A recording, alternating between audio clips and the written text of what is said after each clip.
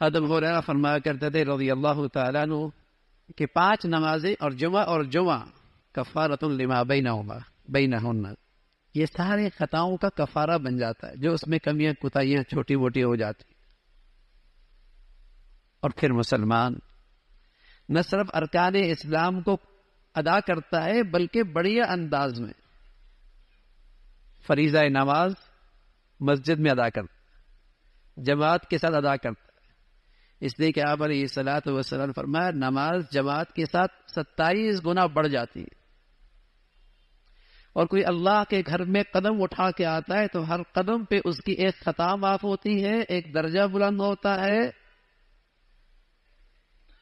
اللہ کا قرب بڑھتا ہے. نماز وہ بھی جماعت کے ساتھ مسجد کے اندر. پیارے نبی فرمایا کرتے ہیں جب کوئی آدمی صبح شام مسجد آتا ہے تو جتنی بار آتا ہے اللہ اس کے لیے جنت میں ایک دسترخوان تیار کرتا ہے، اس کی مہمانی تیار کرتے، اور اللہ تو پھر اپنی شان مہمانی تیار کرتے. عبداللہ ابن مسعود رضی اللہ تعالیٰ عنہ فرمایا کرتے تھے جو چاہتا ہے کل اللہ کے دربار میں مسلمان بن کے حاضر ہو، جو یہ چاہتا ہے کہ اللہ کے دربار میں کل مسلمان بن کے حاضر ہو تو پھر نماز کا اہتمام ایسی جگہوں پہ کرے جہاں اللہ کے نبی صلی اللہ علیہ وسلم نے جس کی تلقین فرمائی ہے.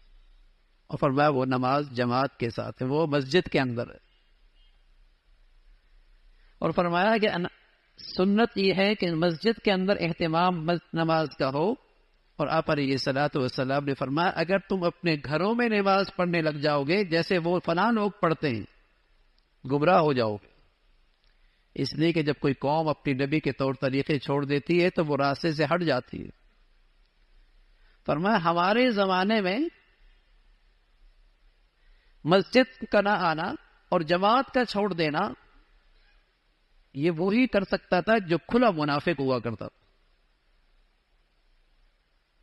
ورنہ اگر کوئی شخص 2 آدمیوں کے سہارے بھی آ سکتا تھا تو وہ بھی مسجد میں آیا کرتا تھا. تصور نہیں تھا کہ مسلمان ہو اور نماز نہ پڑھتا ہو، مسلمان ہو اور جماعت میں شریک ہو، اور مسلمان ہو اور مسجد میں نہ آتا ہو. تصور نہیں تھا. وہی شخص نہیں آیا کرتا تھا جس کا نفاق، جس کا کفر بالکل کھلا ہوا تھا کہ یہ مسلمان نہیں ہے اس لیے مسجد نہیں جا رہا.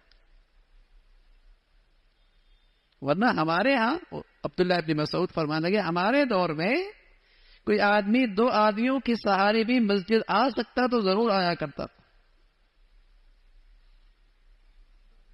مسجد کا اہتمام ہوتا تھا. تصور نہیں تھا مسلمان اور نماز نہ پڑھے، جماعت میں شریک نہ ہو، اللہ کے گھر نہ دیکھے.